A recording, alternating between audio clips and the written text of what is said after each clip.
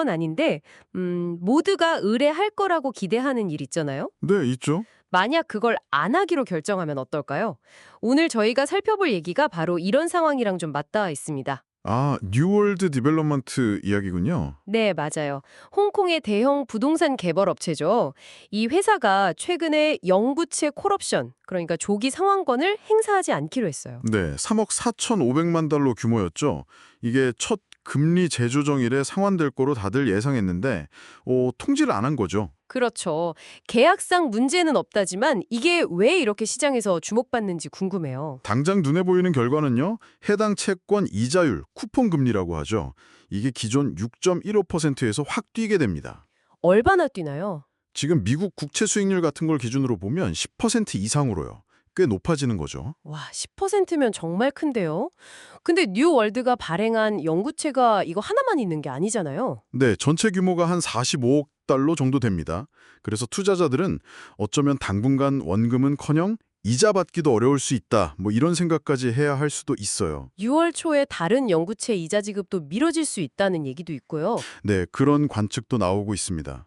이게 근데 기술적으로는 채무 불이행, 그러니까 디폴트는 아니라고 하셨죠. 맞아요. 디폴트는 아닙니다. 그런데 왜 이 결정이 이렇게 중요하게 다뤄지는 걸까요? 특히 뉴월드가 지금 큰 규모의 대출 협상을 하고 있다면서요? 네, 맞습니다. 리파이낸싱이라고 하죠. 기존 대출을 더 좋은 조건으로 바꾸려는 건데 규모가 상당해요. 바로 그 시점이라는 게 문제입니다. 아, 타이밍이 문제군요. 그렇죠. 먼저 영구채가 뭔지 아주 간단히만 짚으면요. 이게 만기가 없어요. 그래서 상환 의무는 없는데 보통은 시장 상황 괜찮으면 첫 콜옵션 때 상환을 해주는 게 뭐랄까 일종의 관례였거든요. 아, 암묵적인 률 같은 거였군요. 네. 이걸 상환 안 하거나 이자를 안 주면 주식처럼 취급돼서 회계상 자본으로도 잡히고요. 그러니까 뉴월드가 계약을 어긴 건 절대 아니에요. 하지만 인식이 문제다 이 말씀이시죠? 바로 그겁니다. 뉴월드가 지금 634억 홍콩 달러 규모 리파이낸싱을 하고 있는데 한 200억 홍콩 달러는 확보했고 추가로 156억 홍콩 달러 정도가 더 필요한 상황이에요. 그래서 K11 뮤제아 같은 아주 핵심 자산까지 담보로 내놓을 예정이라고 들었는데요. 네, 맞아요. 그런데 바로 이런 상황에서 영구채 콜옵션을 행사 안 하니까 은행들이 좀 이 회사 괜찮은 건가 하고 생각할 수 있다는 거죠. UBS 같은 데서도 그런 보고서가 나왔고요. 은행들 입장에선 좀 멈칫할 수도 있겠네요. 혹시 홍콩 내 다른 비슷한 사례는 없었나요? 결과가 좀 엇갈려요. 2022년에 리카신 가문의 FWD 그룹이라고 보험사가 있는데 거기도 7억 5천만 달러짜리 영구채 콜옵션을 행사 안 했어요. 아, 거기는 어땠나요? 그때는 뭐 구조조정이나 IPO, 그러니까 기업 공개 때문이라는 이유가 있었고 별탈 없이 넘어갔습니다. 오히려 나중에 신용등급도 오르고 채권도 또 발행했고요. 잘 넘어갔네요. 다른 경우는요? 반면에 로드킹 인프라스트럭처라는 회사는 작년 11월에 영구채 이자를 안 주기로 결정한 후에 아직 시장에서 좀 외면받고 있어요. 회복을 못하고 있죠. 그렇군요. 그럼 뉴월드는 어느 쪽일까요? 특히 중국 본토 은행들이 이걸 어떻게 보느냐가 중요하다는 분석이 있던데요. 네, 그게 아주 중요한 포인트입니다. 지난 3월에 중국 당국이 주요 국영은행들한테 뉴월드 관련 위험을 좀 점검해보라고 했다는 뭐 그런 보도도 있었어요.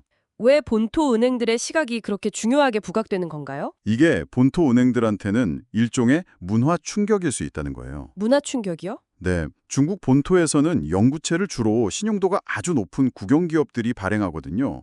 그리고 이 회사들은 거의 뭐 당연하다는 듯이 첫 콜옵션 행사일에 상환을 해왔어요. 그게 관행이었죠. 아, 본토에서는 그게 당연한 거였군요. 그렇죠.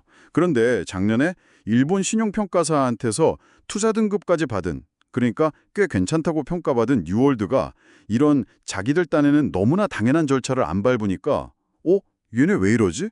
하고 이해하기 어려울 수 있다는 겁니다. 하긴 그럴 수 있겠네요. 결국 그 영구채가 부채냐 자본이냐 하는 좀 오래된 논쟁이 있잖아요. 그게 이제 채권 시장 트레이더들만의 얘기가 아니라 돈 빌려주는 은행 담당자들의 현실적인 고민거리가 된 셈이죠. 정리를 좀 해보면 뉴월드가 계약을 어긴 건 아니지만 돈이 아주 급한 이 민감한 시기에 시장의 어떤 암묵적인 기대를 저버렸다. 이렇게 볼 수 있겠네요. 네, 그렇죠. 그래서 결국엔 홍콩 최고 부자 가문 중 하나인 첸 가문의 이름값이나 영향력이 FW그룹 때처럼 방패막이가 돼줄지 아니면 로드킹 인프라처럼 오히려 발목을 잡힐지가 관건인데 특히 본토은행과의 그 문화적 차이랄까? 관계가 중요 변수가 될 것 같다. 이런 말씀이시죠? 정확합니다. 단순히 계약 조항만 볼 게 아니라 그 이면의 인식 문제가 이제 수면 위로 떠오른 거죠. 이게 그냥 한 회사의 금융결정 얘기가 아니네요. 맞습니다. 규칙을 어기지 않았더라도 시장의 인식 또 문화적인 기대, 때로는 그 보이지 않는 힘 같은 것들이 기업의 운명에 얼마나 큰 영향을 미치는지 보여주는 사례라고 할 수 있습니다. 특히 큰 돈이 오가는 금융거래의 그 복잡한 역학관계를 좀 엿볼 수 있죠. 자, 오늘 저희가 짚어본 내용을 바탕으로 청취자 여러분께 마지막으로 질문 하나 던져보겠습니다. 네, 네, 영구채처럼 부채와 자본, 그 경계선상에 있는 금융상품이 있잖아요. 특히 좀 재정적으로 어려움을 겪는 회사가 발행한 경우라면 그 회사의 이름값이나 가문의 명성, 이런 것과는 별개로 투자자나 은행이 그 상품의 본질적인 가치를 처음부터 다시 따져봐야 하는 건 아닐까요? 한번 생각해 보시면 흥미로울 것 같습니다.